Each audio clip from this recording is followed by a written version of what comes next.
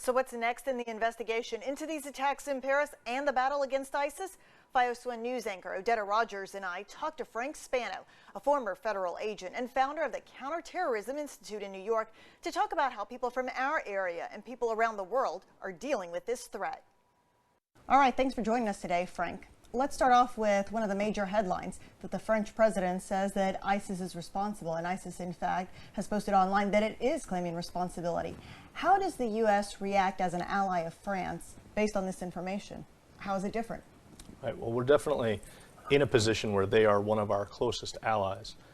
We need to step up to the plate at this point and project our force into their environment, both with potential aid to France directly, and more importantly, taking the fight to ISIS, bringing the fight to the ground, actually going after the individuals responsible, because this is an ideological issue, one that's not hindered by borders, it's not hindered, it cannot be stopped by locking down a country.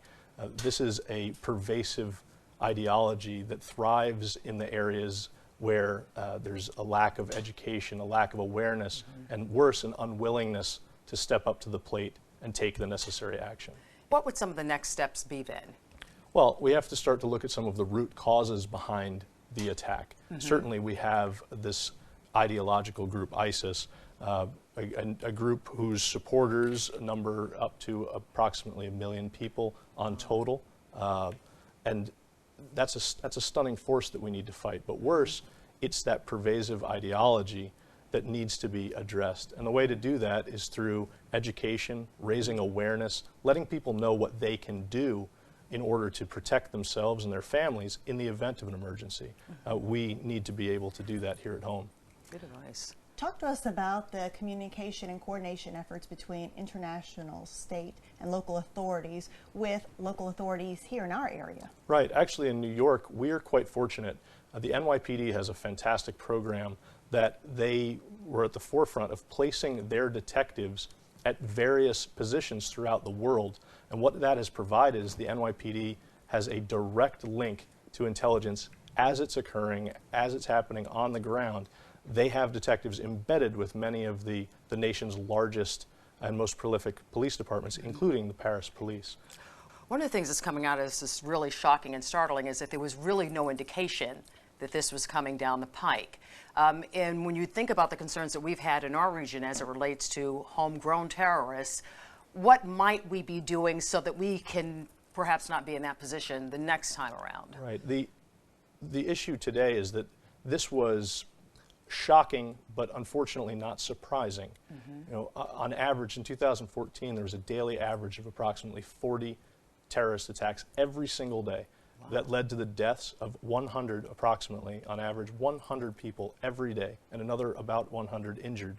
So the likelihood of this occurring is high. Okay. ISIS publishes videos frequently of mass executions. One of their most recent was 250 children, 12 to 15 years old, executed in a pit. And so this is not necessarily surprising. We need to begin to recognize that these issues are taking place every day, not just here in the cities that we are most familiar with. Do you think that this is going to be something that we're going to talk about and be concerned with for the next few days, and then everybody's going to carry on with their lives? Or do you think that this is going to be a watershed moment similar to 9/11? Right, and that's the greatest issue at play with this particular attack. What happens when the French flags and the Eiffel Towers are replaced on Facebook with the next big thing, the next coffee cup craze? Where do we go from there? What are the next steps? Are we going to carry forward this hurt, this willingness to take action that we see today? Are we willing to carry that forward into the future? I believe the only way to win this fight is to do exactly that. And in our final seconds, talk to us, give us a 1, 2, 3 as far as what we need to be vigilant as here in our region. In our region, we are within what I would consider a high likelihood attack area. Now, granted, there are no credible threats at this time, but we've certainly seen them in the past. A victory in New York and the New York metropolitan area would be a high ideological victory for our enemies.